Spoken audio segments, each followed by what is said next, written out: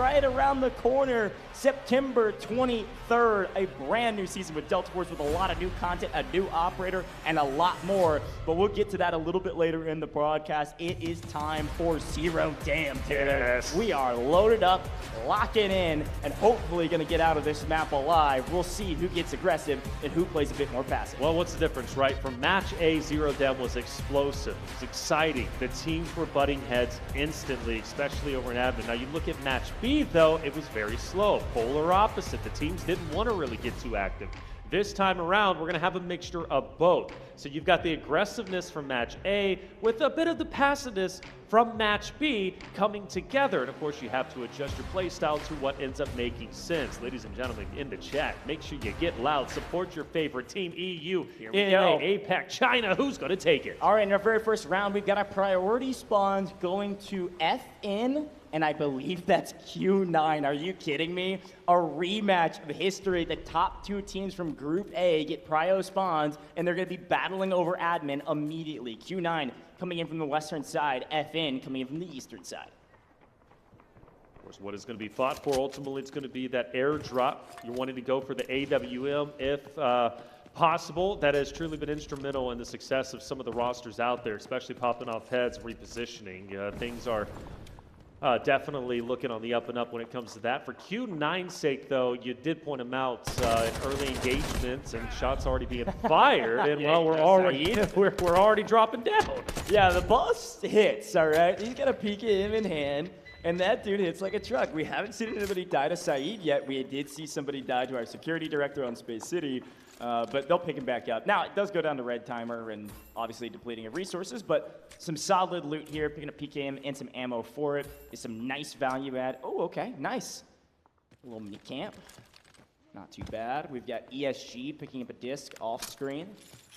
Here's a quick look at our operator choices to start things off. It does look like a little bit of a different shift for some teams. However, I'm looking at Q9 at the top of the screen. For those that watched Group A, remember, this is exactly what they did in Group A. They started with 2 Nox players. They went ahead and burned their Nox. You will not see Q9 use Nox for the rest of this competition in the upper bracket.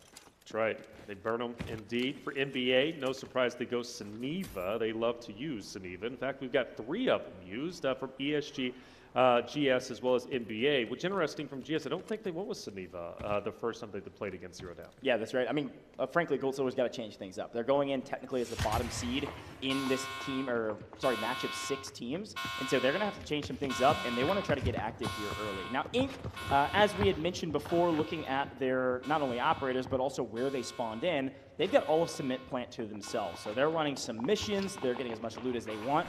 They also know, frankly, you don't see a lot of folks fight over Cement Plant. Not that often in scrims, not that often in our competitions. They feel comfortable that the teams up at Barracks are going to rotate to admin and play for the dam extraction, and the team over at Substation is not going to come their way anytime soon. By the way, I do want to point out NBA goes with the triple LMG strat once again. Nice, good call. Yeah, they go with it once again, which clearly paid off, and every team has their own strategy. The LMGs clearly can mow you down. Now, as far as Q9 goes, they love up close and personal fights, and well, Gior is going to be laying pro. You've got FN starting to move through. The trap has been set. The question is, when do you want to spring it? Opportunity to get an elim was up there just a second ago. You do have GS also in the distance. Good trigger discipline from Gior. He's going to hang back just a little bit, not fire the shots off. So you've got admin starting to get active as it typically does.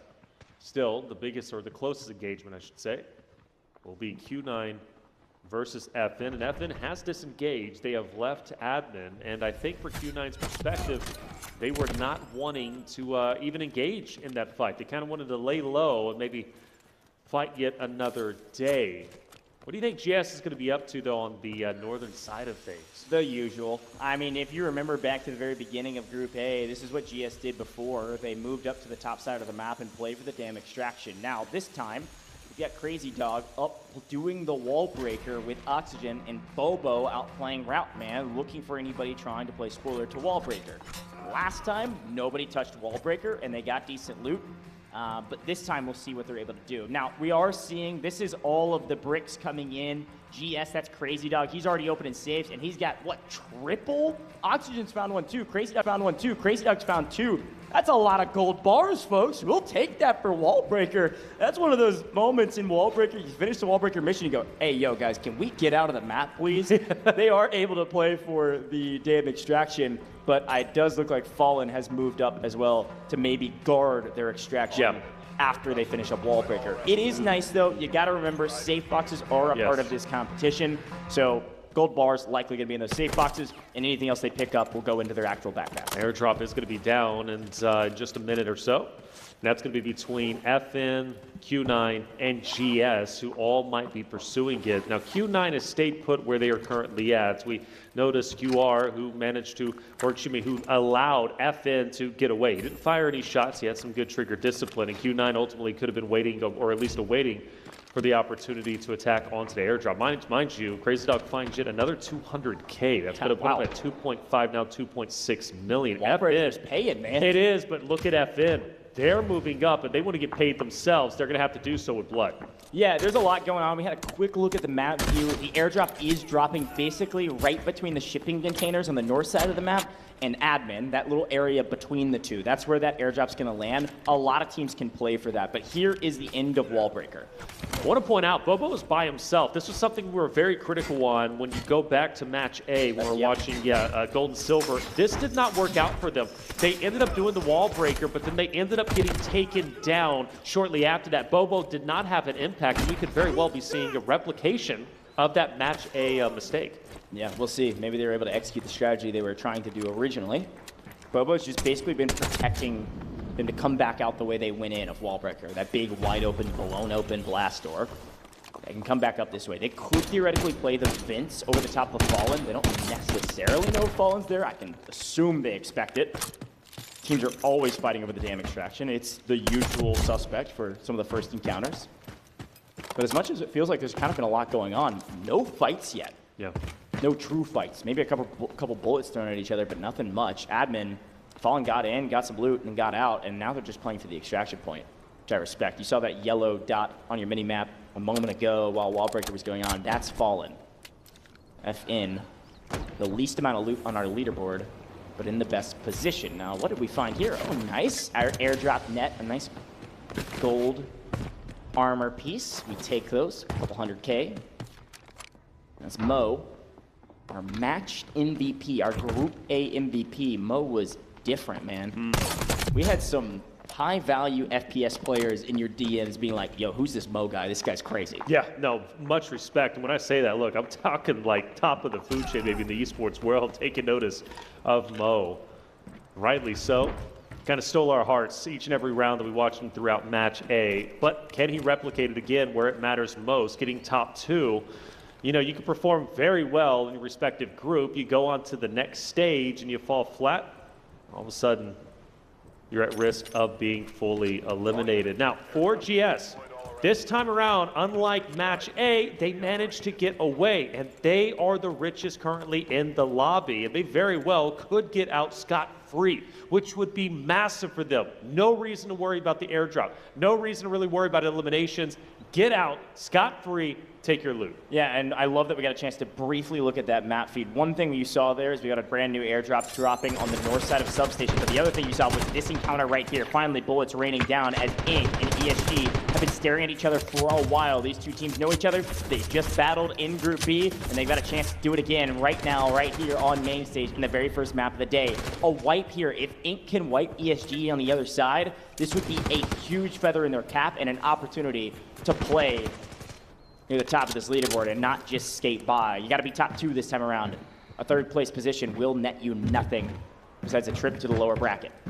All right, it's Ink. Good, great. ESG, Q9? yeah, dude. So Q9. What are we finding? What are we finding that? Well, it started with Mo finding the graphics card, mind you. Q9 jumps all the way up after a couple more items, and I gotta think it's maybe clearing of the airdrop. Did they fully clear it earlier? Yeah, no, the airdrop was cleared. They're cleaning up the rest of admin. They just found the right room at the right time, finding champagne bottle. Now look, it doesn't stop. Now they're passing back and forth. Yeah. That does get you sometimes, though. It gets all of us sometimes. I was doing that earlier. Because everybody's trying to optimize safe boxes too, right? It's like some of these items are taking up most of your safe box, so they're trying to pass loot back and forth. Quick look, by the way, Mana Brick Addiction, a slow game for them thus far, but they do get the airdrop, and what we know is that the second airdrop yields the AWM. Yet again, Mantle Brick Addiction feels like a quiet start, but you got to remember who they are and what they accomplished in Group B. They get the AWM. Their goal right now to get out of this map. And ESG is the only team really even looking near them on the south side of Substation. They should come into view on your minimap just here in a moment as they start sneaking up the side of Sub and are looking toward the backside of NBA. It's Boldo, Saniva. There they are. Boldo was the match MVP overall for the side of NBA. Skydie has joined his teammates, so they're all three going to be together once again. GS and Inc. continue to dance around each other. I mean, they are so dangerously close, yet nobody has been able to take either one out. Yeah, and it's interesting because there's ESG and Inc. fighting before. They both took some shots and were like, nah, this isn't really worth it. So they back off. But there is an extraction happening on the north side of the map. Damn extraction's got 1 minute and 20. You see that in that timer to the left side, or sorry, the right side of the mini map. Top left side of your map. Skydie and Co. gonna pass around some ammo, figure out who's gonna be using the AWM. And here's a look at it. So this is what I was wondering is, how are we gonna take this fight at Dam Extraction? GS could have taken the vents over the top of the Dam Extraction, didn't. Q9 pushed up from admin into shipping containers, and now is playing inside of basically the wall breaker position. We're potentially gonna go for the extract. But we look back to GS and Inc., who had been kind of, like you said, jockeying around each other with the new, I say new, it's not that new, the underground area of Zero Dam in the last patch or so. Probably 5 minutes left. Nobody has lost their life here. Yep. Yeah, this is, I think they realize that the stakes have been raised from group stages. Got to be a little less reckless. Got to take good opportunities. Non-Mantle Brick rounds sometimes begets this. A standoff. Well, Bullet shot down range. Fallen's going to get out of the... Fallen is alone for the most part on the Dam Extraction with 12 seconds left. I also have the lease, though. Yeah, I mean, they're getting out with basically nothing. They're just protecting their loot. And they were just expecting, I think, a team to try to fight them. Yeah. Look at this. Q9 wanted to. Q9 wanted to, See ya. but there's Fallen. They're all going to be That's gone. And, I mean, it's still the lowest out there whenever it comes to the overall standings. We now have 4 minutes and 20 seconds. Again, just to reiterate, we haven't lost a single player yet. Not even a single down has happened. This is craziness. Which I expected there to be more aggression, especially with Match A joining into the mix with Match B, but no, not the case whatsoever. Everybody's avoiding themselves. I'm looking at the map anyways. Nobody's even close to each other anymore. Yeah, with Fallen out of the map, there's a little bit more room to work with. You can see on your screen right now, GS is headed down towards Visitors, which, I mean, obviously there's an extraction down here in theory, or there usually is in pubs. I'm not seeing it on our map right now. The main extractions are going to be Riverbank, Repair Passage, and then that damn crest that we've been using some. We told everybody at home, Mantle Brick Addiction, they got the AWM. Their goal is to get out of the map. And they will. That's what's happening right now. Mantle Brick Addiction is headed up to the north side of Barracks to get out that way. ESG is playing towards Ridge, where they frankly got punished by legit Brazil during group stages. Everybody is playing super slow and, I wouldn't say passive, but strategic to make sure they stay alive. ESG just slowly creeping towards the next extraction. I will say, too, you're seeing it, top left, you're like, wait a minute, we got another Dam Extraction? That's right. Re-pulled, second extraction, and it was pulled in time, about a 30-second differential between our game clock and that extraction. So you can get out via the Dam Extraction, and it is Q9 that's actually sitting in that extraction point right now, as it looks like Mantle Brick Addiction has sent Boldo on his way, assuredly with that AWM. And now Skydie and Co. can start to push up, maybe challenge that of the Dam Extraction, where Q9 is currently sitting, maybe even over towards ESG. But things will start get a little bit tightly contested. I think GS is going to be free and clear, most likely not going to get challenged. They'll get out. My question is when will Inc. and ESG collide, and will Q9 also be added to that equation? Because all three teams, I believe Inc., ESG, and Q9 might be colliding together along with NBA. Maybe we have 4 teams there. Again, GS is getting the better end of the bargain. Yeah, well, so GS is going Dam Crest, which is the extraction point on the top right-hand side of the map, one of the highest points on the map. I thought ESG maybe was going to try to rotate back up there, but they're actually going for the Dam Extraction. You can see them on Inc's feed right here, as Inc is going to follow suit. It looks like at least one member of Inc is going to follow suit. Killsall creeping up towards the dam extraction as ESG creeps towards a potential team wipe, one way or the other. Two members of Mandelbrick Addiction are going to get into the mix, and again, just play spoiler. They sent one out on purpose with most of their loot. ESG's got to read that, yes, there is somebody in here, and it's the full team of Q9. Inter-regional competition. Two teams from China about to face off, and Mandelbrick Addiction coming to play spoiler. Well, it took 15 minutes to get to this point, but we are finally here where engagements are about to go down, and Kizzle is going to take some out. There's going to be two. Well set up.